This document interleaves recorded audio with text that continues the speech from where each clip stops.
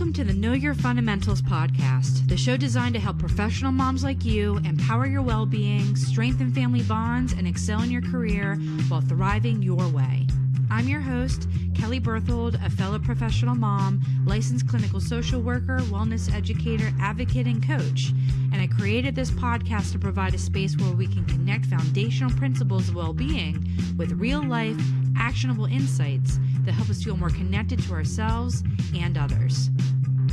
If you're juggling life, family, and career while seeking balance and authentic connection, this podcast is for you.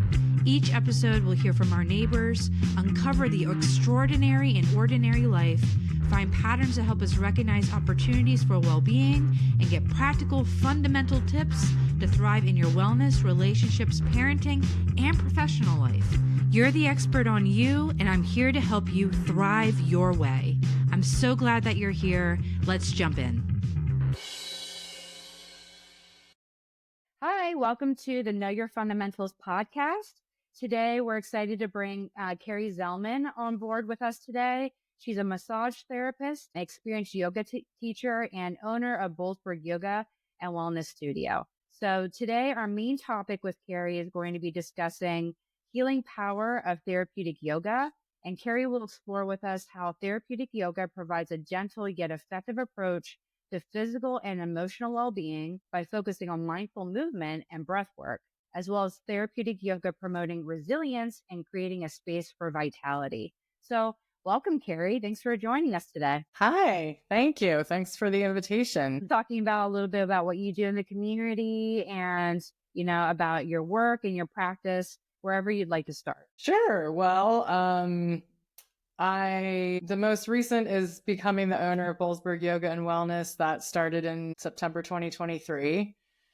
And I took over the yoga studio that was formerly here. I had been teaching there for 12 years, and even longer than teaching yoga, I've been a massage therapist. So that's where my entry point into working in the world of somatics began, I would say. And yeah, there's a whole story as far as my relationship with yoga and with my teacher in particular in the studio that she had, and how I got to be here. Yeah. Well, you think that word somatic, right? So we know somatic maybe with like a very like clinical or like body kind of language, but we were taught somatics, right? So can you explain a little bit from your perspective, yoga and massage therapy and what somatics mean to you and what you provide in like that body work? Sure. Well, somatic, one basic definition is just that it refers to the body.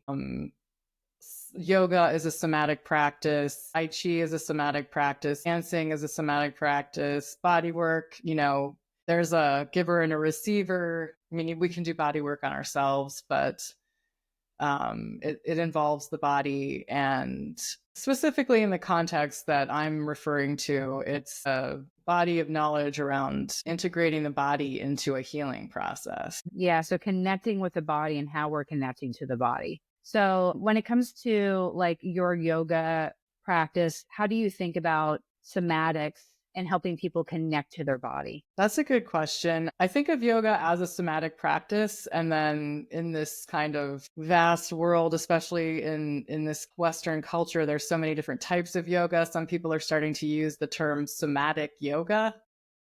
Okay. Which seems redundant to me, but I understand that it's meant to reflect that if someone's calling their yoga somatic, it means that it's inviting you into a more internal meditative experience, as compared to something that's maybe just more of a workout type of yoga. Or, goat yoga, I don't think would be considered somatic, but, you're definitely using your body, but it's also that more mindful internal connection with yourself. Yeah. So really noticing what does my body feel like? How am I noticing what my body is doing with either like pain or stretching or discomfort, and really reflecting inward on these physiological experiences that we're having and how we're relating to those physiological experiences that we're experiencing when we're doing movement, right? Exactly. So I know like from our differences are you work very much with like the body and mind connection, right? But body is more the focus and connecting to the mind. And then a lot of my work in like mental health is how do I recognize what's happening in my mind to better connect to my body, but not necessarily leading people into, yoga. And it doesn't mean that an individual cannot be able to have that exploration. They can do that without yoga. They can do that without massage therapy. They can do that without seeing a mental health provider, right? So like this awareness of what our body is experiencing and just being okay with even being uncomfortable in connecting to our body, but trying to establish that connection and relationship with the mind and body collectively together. So is that something that you explore with your therapy work and your massage? Absolutely. I mean, there's so many different levels, just from the outside in, just addressing more of the physical body, and then just getting into more of the emotional stuff that comes up if you are seeking more of a therapeutic approach versus, just sort of like I said before, a workout. You can be receiving the benefits therapeutically without that necessarily being the reason you're seeking to go to a yoga class or get a massage.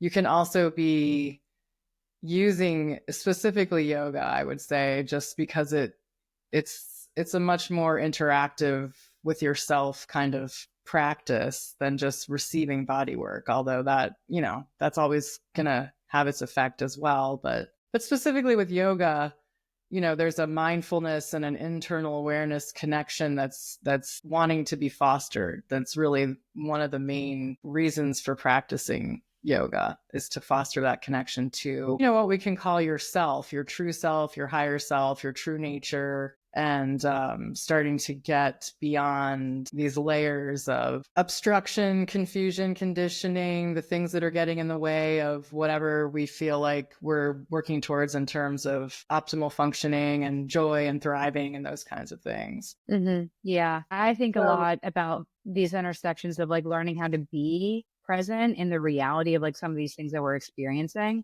so we can process through it and not feel like we're kind of like chasing our tail sometimes and all this other work, right? So it's a being able to be present and learning how to be compassionately present, right? So like some of the things that you're talking about here, providing a gentle yet effective approach to physical and emotional well-being, right? Where is it that you bring it and that embodiment of this gentleness? What does that mean to you in the work that you provide? Well, I would say that one of the main light bulbs, I guess, for me back when, let's see, I didn't get into yoga really until I have 2 children. So I'm a mom, and I didn't get into yoga until after I had kids, and I found a style of yoga that I loved that was very slow. So it's a slow movement practice. And, we have a great yoga community here in State College, lots of different yoga studios, even more so now than back when I was first getting into it. But I was definitely going around trying a bunch of different types of classes and, just trying to figure out what I liked, and slow meditative approach is definitely what resonated with me, even though I found it hard to slow down. So that's very common. There's lots of sort of faster moving, hot and sweaty kinds of yoga, but this slower, more mindful approach, and also very focused on the breath. And then, I practiced that for years and got into teaching it, obviously, for years. And then also started noticing the effect it was having on me. It's not just in terms of, you go through a practice and you do Shavasana at the end and then you feel better and then you go on about your day. But because, there's always that. You always feel great. Like, what keeps you coming back to a class that might be challenging, whether it's because of the physical challenges of whatever you're doing in the class, or the challenge of slowing down and becoming present with yourself and what's happening in your mind, because inevitably that's the next layer of where we go in a yoga practice. So I've often said that the body is just the body, we're in this body. It's a very definitive, finite container. And it's a trick to get us to pay attention to what's going on in our mind as far as the practice of asana, the physical postures that we do in yoga. And then the breath layer also was a big transformational aspect of how I started to shift my consciousness and my outlook on life and how I perceived myself. Oh, yeah, there's a lot to that. But I think that hearing you kind of talk about, there was an exploration to find something that connected uniquely to you and how you felt like you wanted to explore yourself. So sometimes there's this saying that when we're doing businesses or we're creating things, like we're our own best customer, right? We create things because we're like, I know how much this has impacted me. And I know there must be other people out there that are seeking the same sort of support and release or connection that I was lost. And now I feel found through the work that I did. And now I want to provide that for other people who are looking for those services or that support or that connection, what have you. So what was it for you that you may have not necessarily immediately known specifically what you were looking for? You just knew that there was a searching element and that you became aware that there were certain things that you wanted supported in yourself and that maybe you found through your yoga practice. So what was it that you became aware of when you were originally looking into types of yoga or even how you wanted to teach it? Yeah. So I guess just to answer that and to kind of go along with just the previous topic was just, I was struggling in my life. And like I said, I'm a mom, but I was also a single mom. I had been divorced, or let's say I was a mom and married and divorced by the time I was 28. So that's, very young to have now, especially looking back, to have gone through all of that and really not had a strong support network, just kind of feel like I'm fumbling along in life and try to do the best for my kids. And also having this awareness of, emotional stuff. I hadn't really gotten into therapy yet. I didn't have a context or a guide or names for things, especially like we do now. And so, like I said, I found yoga and it became this place where I started feeling better, not just after a class, but over the longer term. I could start to feel these longer term changes, but also stuff was coming up for me. And then, like, parallel to all of that, as a body worker, I was also receiving body work and certain types of body work that were gentler and more light touch kind of approaches were fast forward to where I started getting into understanding more about the nervous system. So putting my nervous system into of greater peace and safety, right? Safety, absolutely, for sure. I didn't know that that's what it was at the time. But yeah, so like a lot of people who get into teaching yoga, I was feeling the healing power of yoga and I wanted to share with everybody, right? So I got into teaching. I was very passionate about pursuing teaching and sharing. And I will say that I consider myself an eternal student of yoga. I mean, anyone who is really on a path of healing and someone who finds yoga on that path knows that it's infinite, and yoga is a vast ocean of philosophy, psychology, physiology. There's so many layers to it. So it's infinite. But this, just the learning how to create space for myself. And definitely part of that was in the context of being with others, like going to a class with other people and having a teacher who was a guide through an experience versus, just being home alone. I mean, that's good too. Do a practice with yourself at home. But, fast forward again to this more recent past 5 or so years that I've been studying the nervous system, it just really, again, another light bulb or like 100 light bulbs went off because I had never learned about the nervous system in all these years of teaching and studying. And then someone one day just suggested that I might be interested in what we now call trauma-informed care. I was teaching a workshop online. It was right at the beginning of COVID, and I was doing a breathing practice online every day. And one of my girlfriends was taking it, and she suggested that I might be interested in taking a workshop because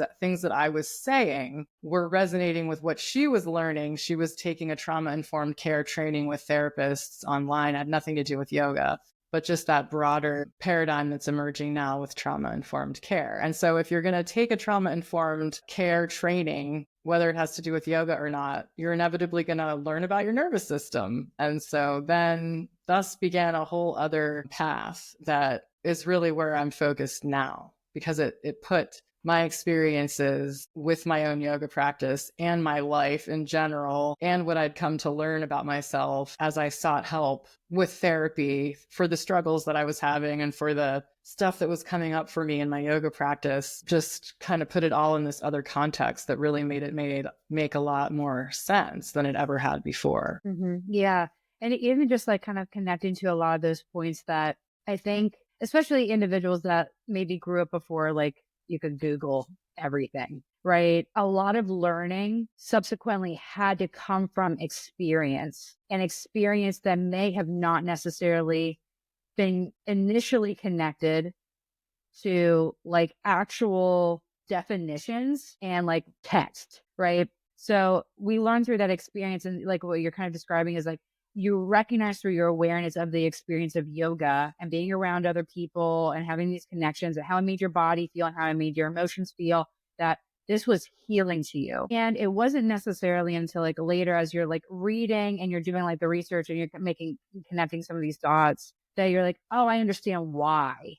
And when the information is met with experience, right, it becomes like supercharged power almost, right? It's like with my powers combined, I'm Captain Planet kind of a deal, right? So like you have all these different elements, and now it's like, wow, I feel so empowered now. Before, it's like I knew this felt good to me, and I knew intrinsically, I could feel it in my body that this made sense and I can keep building and exploring. And when my mind knew and was able to make definitions of why these things were important to me, right? It's again, these connections between a deeper understanding. So I often say that it's a combination between information and experience that allows for knowledge, or to make it sound even, what can sometimes be seen as hokey is that's actually the definition of wisdom, right? Wisdom is to be able to experience something and have this integrated understanding through our own experiences and information that allow us to be wise, right? Wise within ourselves, right?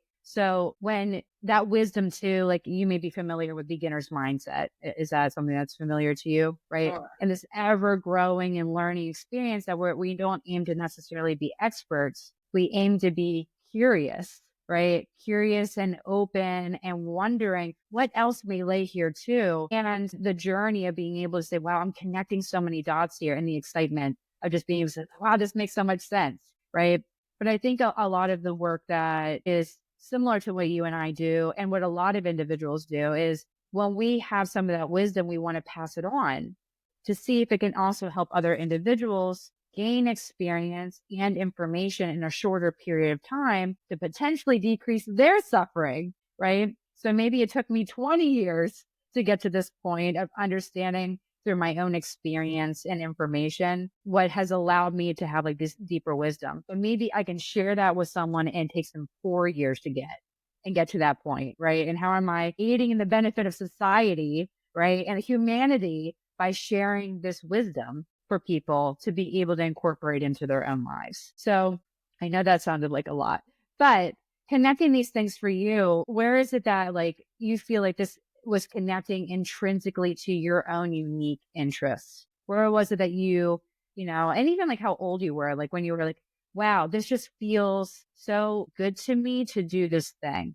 that I'm doing it because of interest, not necessarily just because of pain. And I guess that's like the difference between I'm choosing something to do because it's not a fear-based decision. It's a self-trust-based decision and following what feels good. Or did you feel like you were doing fear-based decisions when you were choosing yoga? No, Can you explore that a little bit, that awareness? I mean, one of the main effects of a long-term yoga practice, and you can have this awakening without yoga, but you come to realize or see through the illusion, especially within our culture, of all the conditioning that affects how we view ourselves and others and the world around us. So just starting to, I mean, as a mother, I was very aware, I had this intrinsic awareness that there were some relational dynamics that I didn't want to pass on to my children. And, that's unavoidable. But I had an awareness of that, which even before having children, A lot of us don't necessarily have that, it just happens when it happens for people. For me, motherhood at such a young age, and then just how, getting so into yoga and understanding trauma healing and all of that, it's like it just became empowering as a woman, as a human on the planet, as a living being, in a culture that doesn't always make sense. And, we get conditioned by our families, we get conditioned by our cultures. So in order to, I think, feel true joy in life, we want to have a good sense of ourselves. That was something that was, I would say, pretty lost. I was pretty lost in terms of my connection to self, just based on what I can now say was my own conditioning, So overcoming that and finding, it's not like I've overcome all my conditioning and I'm good now, but just, getting a certain sense of connection to myself in a way where I can put things in perspective and awareness, right? Without Absolutely. awareness, there is no perspective.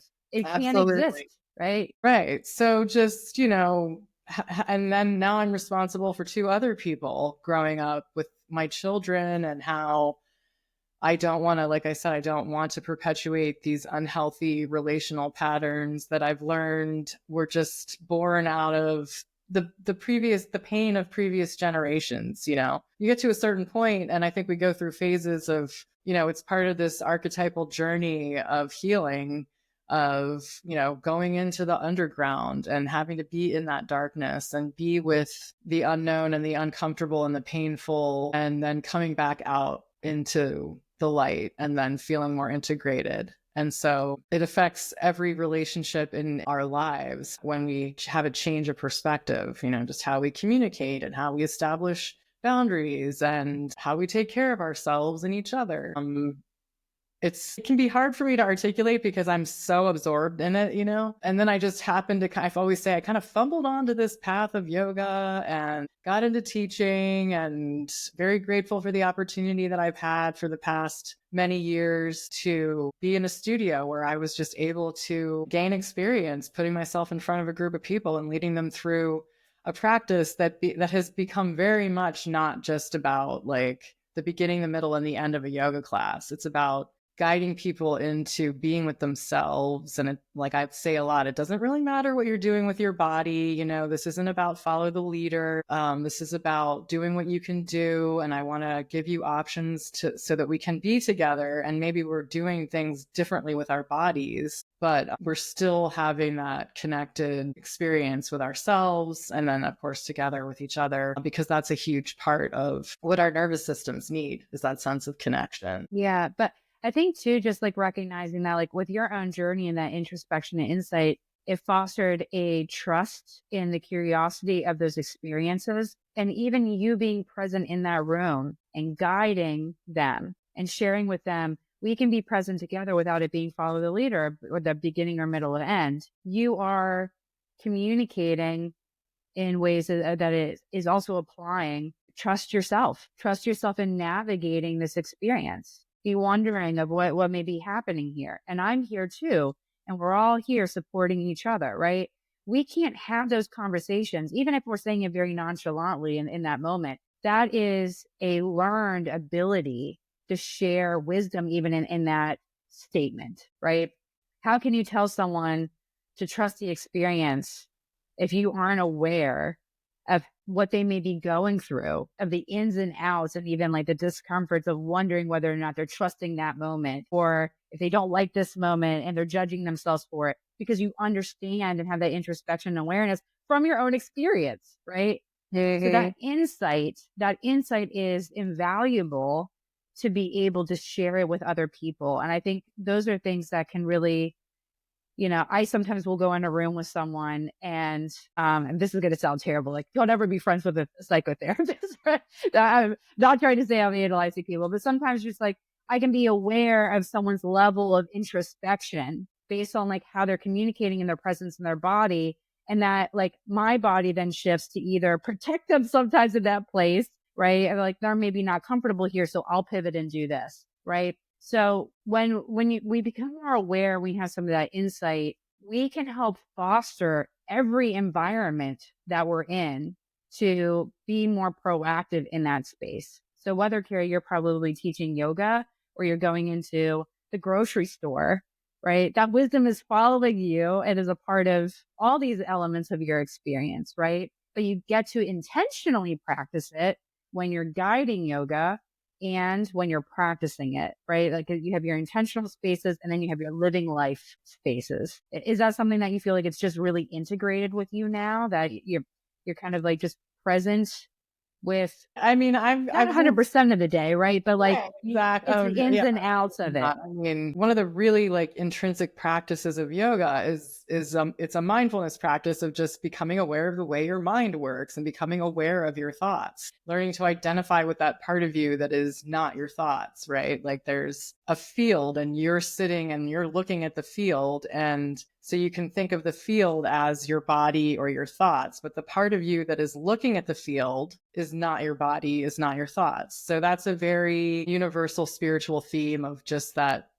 witness consciousness and becoming the observer and tapping into that part of you that is eternal and unfettered by the fluctuations of experience and emotion. Not that we're to be cut off from them, but to be able to step back and say, okay, especially when it comes to pain and discomfort, like this is happening or that happened, but I can step back from it for a minute even and just be the observer and connect with the part of me that's okay, aside from what might not be okay. And then just having years of experience of practicing being in a room with people, I'm very comfortable with it. And, you know, it's just, I've had enough life experience at this point now. I feel like I'm past the age of 50 and my kids have grown and flown the coop. And it's exactly what you said. Like I'm an eternal student, but I feel like I might be starting to have some wisdom to share, especially the more people that come into the studio who, you know, are clearly like worried about what it's going to look like or be like, you know, like, am I doing it right? And so really just helping people settle down and it's all going to be okay. And so, yeah, that comfort coming from experience, right? So like the more we do something, the more we build skillful means of understanding that we can just get on that bike, right? It's like, oh, I've gone and done the Tour de France 5 times. It's like, they're going to be a lot more comfortable with riding, you know, through the mountains of France or wherever versus someone who's like, I can't even imagine like flying to France, right? It's like that experience brings a comfort of knowing too, because I've seen it, right? yeah. And even when we get in the practice of these simple moments of being able to see the field, sometimes, so what we're describing here, many different ways of practicing things have different definitions, right? But a horse by any other name is still a horse. So I'm going to use the word meta awareness. So meta awareness is kind of like being aware of how you're thinking. And then there's metacognition, which is our ability to think about our thinking and how we want to think about our thinking differently. So we get to kind of reposition things. So we have cognitive abilities in our brain to be able to, almost like a director in the camera, right?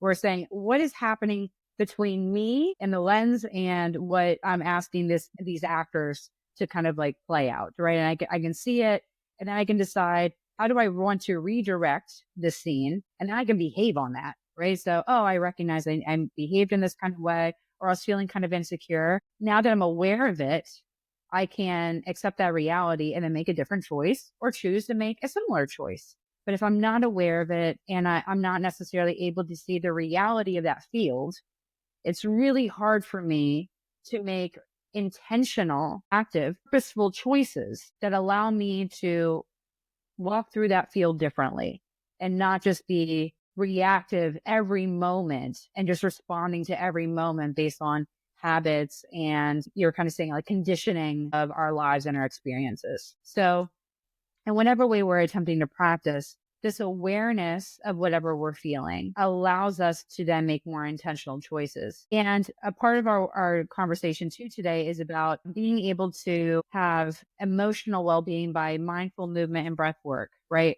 So the purpose of the breath even in regulating ourselves so we can think more clearly. Anybody who knows that they've ever felt very overwhelmed or very out of control, either physically or emotionally, knows that it is incredibly difficult to think constructively and to make other types of choices and decisions when we feel so under threat, right? And even like this thought of like trauma is a hypervigilance. Our body is scanning for threats because it doesn't want to be caught unaware if a sudden threat just kind of shows up and like, makes life suddenly very, very difficult. So how do you use somatics, breath work, gentleness? How are your approaches to kind of cultivate this awareness? Because the body has to be in some state of safety in order to even explore it. So how do you approach your yoga to cultivate that safety so the exploration can take place? And that will kind of maybe even segue a little bit into like the nervous system. Yeah, I mean, the main thing is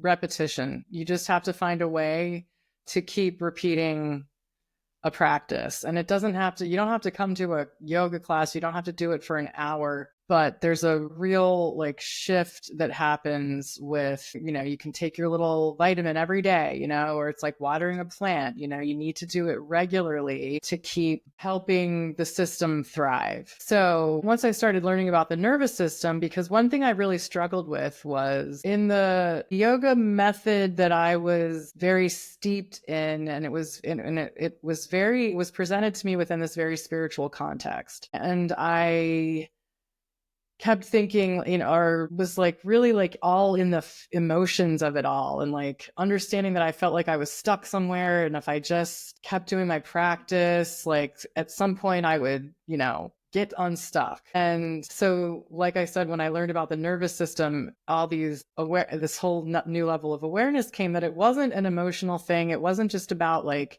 doing your practice regularly and being a good yoga practitioner. It was just like understanding that it's your nervous system. It is physiological, and it takes the emotion out of it. And so that if you just show up, to tend to your nervous system on a regular basis, you can help yourself come back into a more regulated or balanced state, right? So like most of us are stuck in either a hyper aroused or a hypo aroused state. And it's pretty much just like Goldilocks. It's either too much, too little, or just right. So we want to be in that just right state, and we want to foster, to use a very kind of neutral, unfancy term, homeostasis.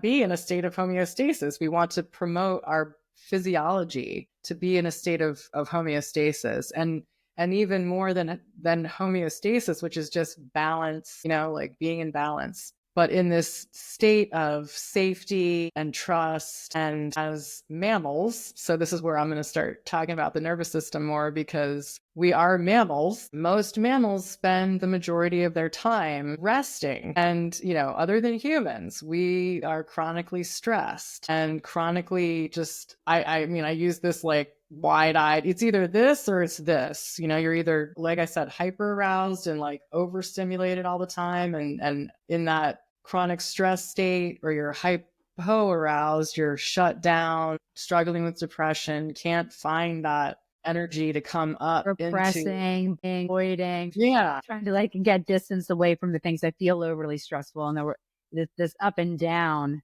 so that's major fluctuations, outliers. Realizing like, I'm struggling because of what I'm learning about my life history, but also how it affected my nervous system. So my nervous system is stuck, and my yoga practice has been helping me get unstuck. But I'm also not, yoga is also kind of this very mysterious, ancient, esoteric thing. And so the Western science language of it has really helped it land for me, and helped it make sense to me, and helped me feel more comfortable and confident communicating with others, especially when it comes to applying it very specifically for treatment. Like, I'm not a therapist, I'm not a doctor, but I've been studying a lot about the nervous system, and then that with my own experience. We're living in a culture where healthcare is not really, we need a major paradigm shift there.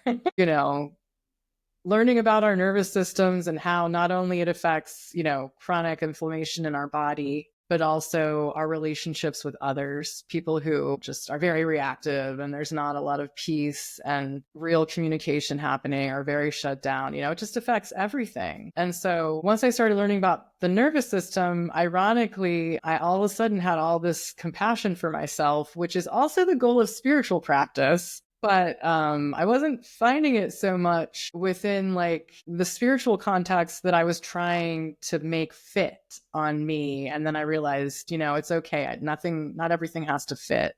And then I discovered the nervous system language, and that fit a lot better for me and really turned on my capacity to have more compassion for myself and for others, and to understand more about what the hell was going on with me and with other people in my life. And yeah, so I've often talked about trauma-informed care as like the science of compassion. Absolutely. And these are even like some of the reasons why I created Know Your Fundamentals, is because these are the fundamentals, right? Like it's really hard. And what your experience is, and what I also shared in my experience, was I wanted to know something beyond theory and storytelling. Right? Oh, well, if you do these things, like why? Why will it help me? What is it that it's affecting my nervous system? What is it helping in my brain? What are the neural connections that are firing or wiring? I want to understand this so I'm not just associating this with bad character, and understand that this is biology. Because when you know it's biology, it helps take the shame that there's something inherently wrong with me all out of it. Because there's not something inherently wrong with any of us. It's these storytellings and these, again, like these perspectives of you just need to pull yourself up by the bootstraps and just get over it, right? Or eventually you'll hit, some spiritual place where it will just kind of alleviate. It's like, but what if it doesn't? And then I don't know what to do about it. And I just judge and blame myself that I wasn't able to get there, because you're not providing something that's concrete.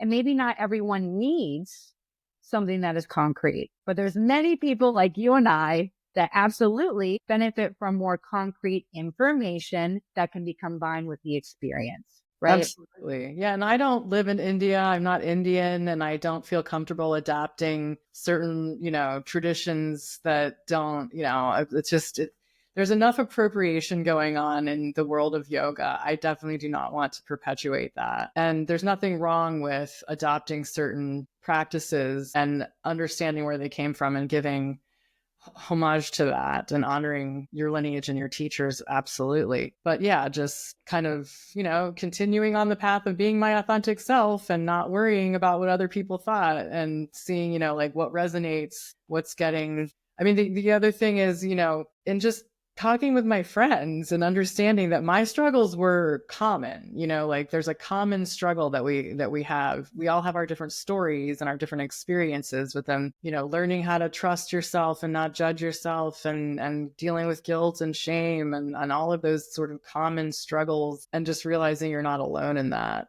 and realizing that it might lead to the ocean, your nervous system. Yeah.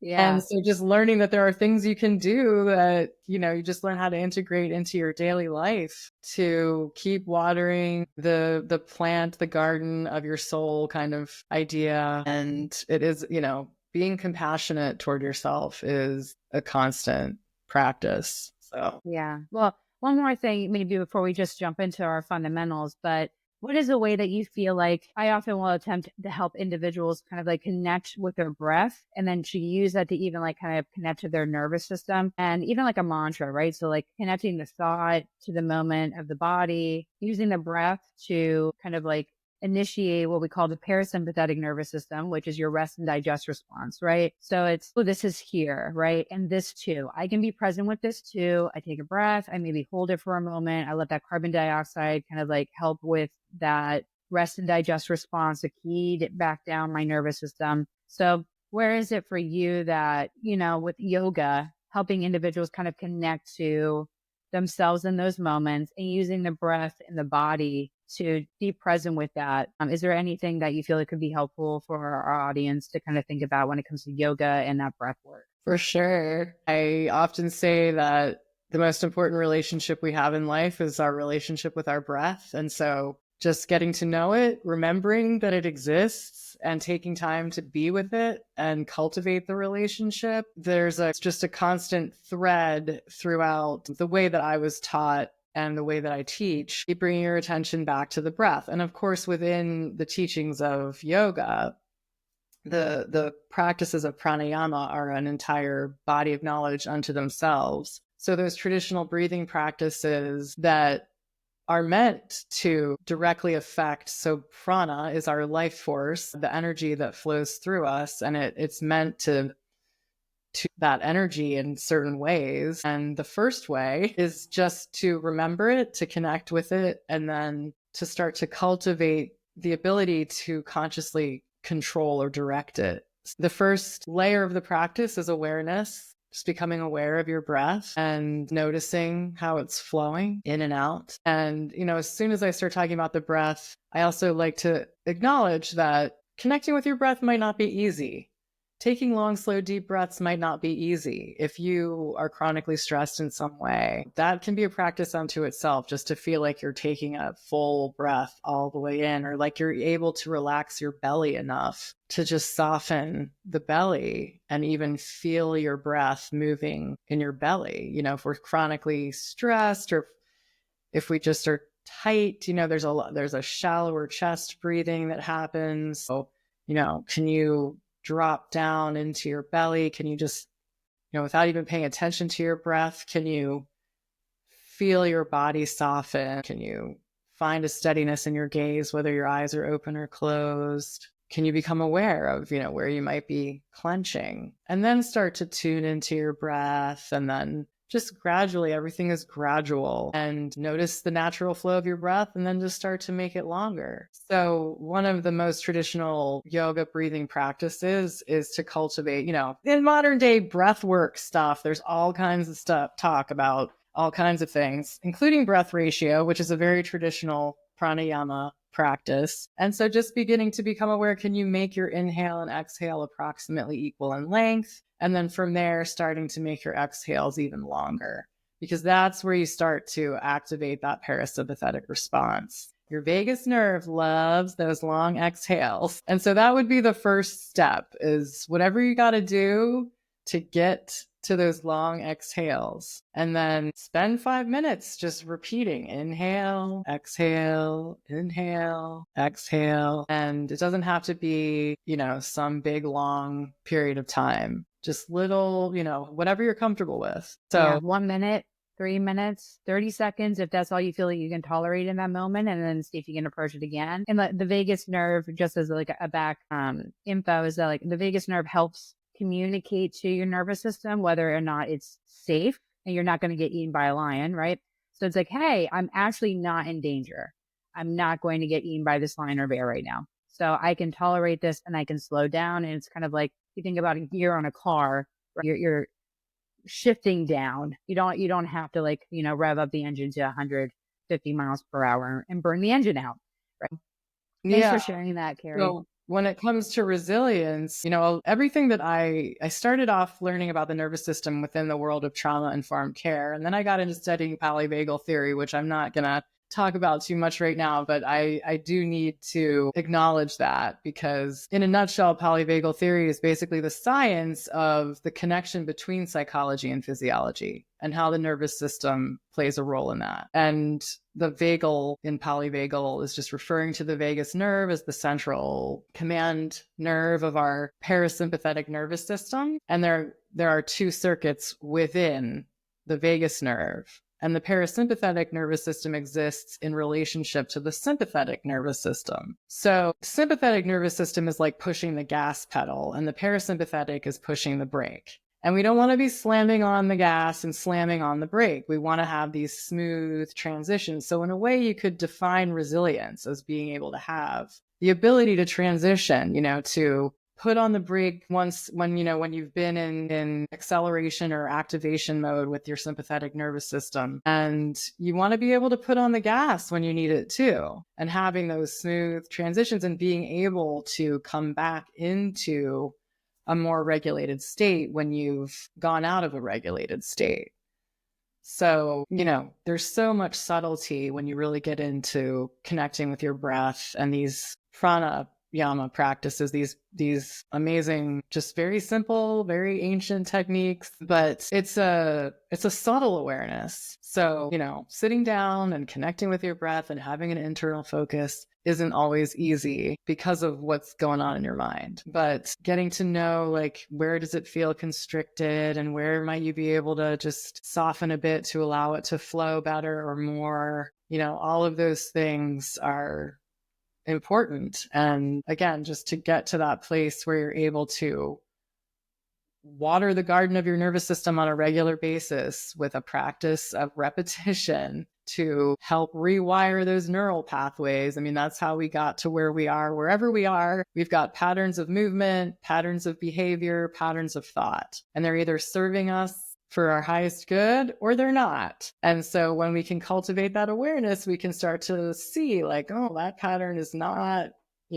serving my highest good. And then you have a sense of empowerment to choose differently. And that's not easy. It's not easy. Right. Absolutely. And through practice, repetition, and consistency, even little spurts of our day and just meeting ourselves in where we are and just being okay with the discomforts of our mind and trying to practice a curiosity rather than a judgment of, I would say, the experiences of our mind, the experiences of our body, that alone, 3 minutes a day, whether it's breath awareness or a mixture of both, you're strengthening vagal tone. And so like you're strengthening your literal capacity for physiological and mental and emotional resilience by taking that deliberate practice. So like exercise, if you're doing particular types of exercise, if you're only strengthening one bicep, guess what? That left arm is not going to get stronger just because you're exercising the right? And that muscle becomes stronger and that muscle memory becomes a thing too, right? So we want to be aware that this practice does literally strengthen physiological connections. Again, this is not just theoretical. It is a literal practice that strengthens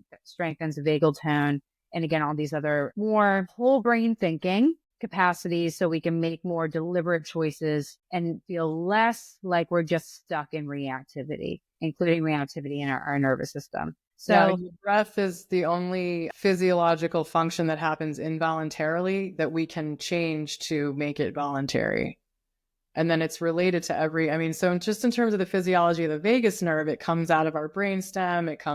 There's nerve fibers that come up into our face and our sensory organs, down into our heart and lungs, and then down into our digestive organs. So as the ruler of the parasympathetic aspect of our nervous system and its connection to all of those organs, if the sympathetic nervous system has hijacked our system and the parasympathetic isn't able to function optimally, there lies the pathway to inflammation and disease, and on a physical level, but also, our emotional states, which are directly connected to our nervous system states, start to affect our physiology as well. So exhaustion. If there's anything we can't be running on high, it's just about nourishing your nervous system and learning the language of the nervous system and understanding yourself as a nervous system and what does it need. Yeah, absolutely.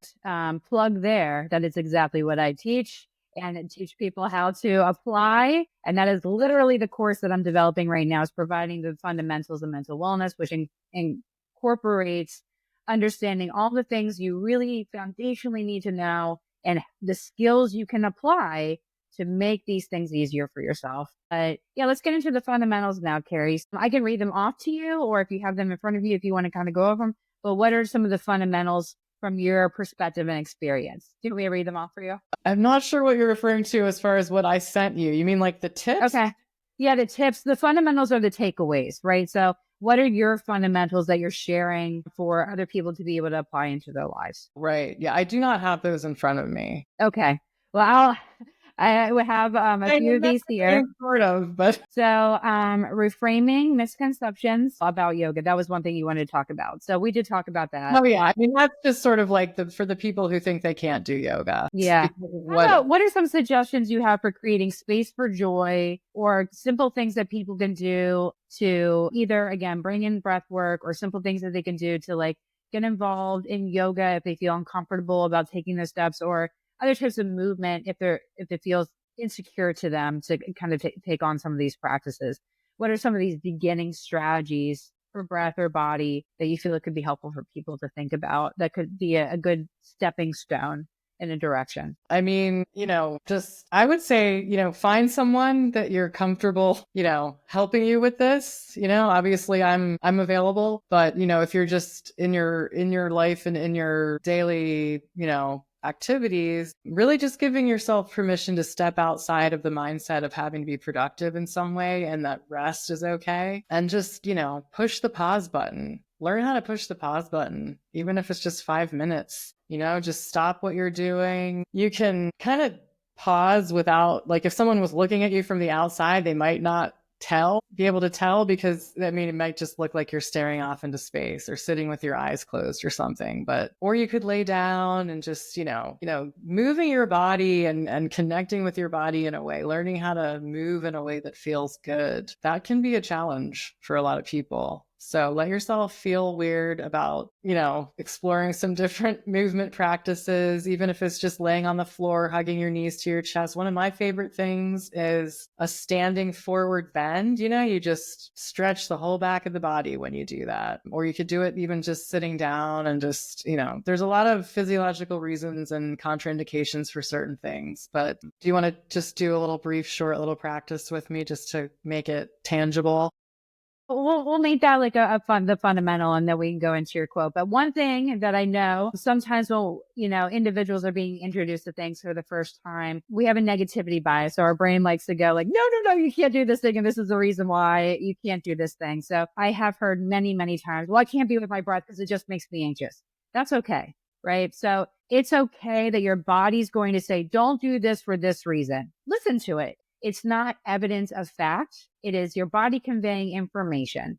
And that information may or may not be helpful. It may or may not be reliable. And nevertheless, non-judgmentally just approaching that with information. This breath is actually increasing my anxiety right now. There is nothing wrong with you if that happens to you. It happens to many people who have not had just that experience and that process of just being present with their breath. You can also attempt to start with something that could be, stroking your hand and just being present with that, and then seeing how that makes you feel, or touching something else that feels like a safer stepping stone. So it could be like rubbing your knee and just being present with that, and then trying to like kind of re-engage back with the breath again. Yeah, using your senses is a good way to become, find something that feels good to look at, drink or eat something that tastes, just a little bit of taste stimulation, or some kind of essential oil or something that smells good, or the touch, what you just said, you can rub your hands together. You can put your hands on your heart. You can put your hands on your legs and just, bring yourself into a more present moment awareness of your physical body, just feeling your feet on the ground. If you're sitting, just feeling where your seat is and becoming aware of your connection to the physical support beneath you, those kinds of things. Yeah. So like if something first feels too anxiety provoking, which I say like is like throwing you out of your window of tolerance, right?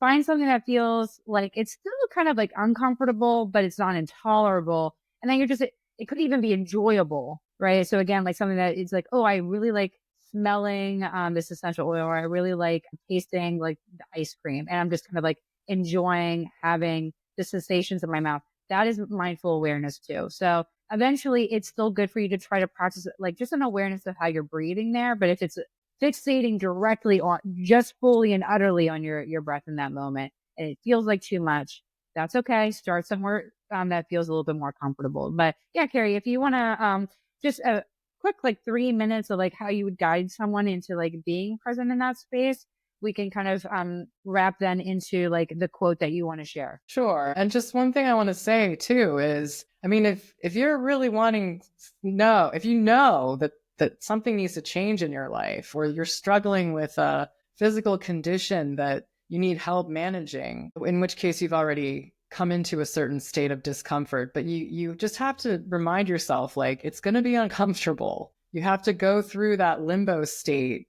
from the old to the new. And so just reminding, like you said, that it's okay. Maybe something causes too much anxiety, but just slowly keep redirecting your awareness back to these tools that can help you and be willing to be uncomfortable. Not that you have to subject yourself for long periods of time, but just, if anybody that knows that something's got to change in their life on the physical or emotional level knows that you're going to have to go through some discomfort to get there. You have to explore it and expose yourself to it. Yeah. And you need and trust yourself to go at your own pace. And a trusted guide or helper or friend or just one person that you can trust and feel comfortable and safe enough with. Mm-hmm. Yeah. Okay. So are you sitting in a chair? Me right now? Yeah.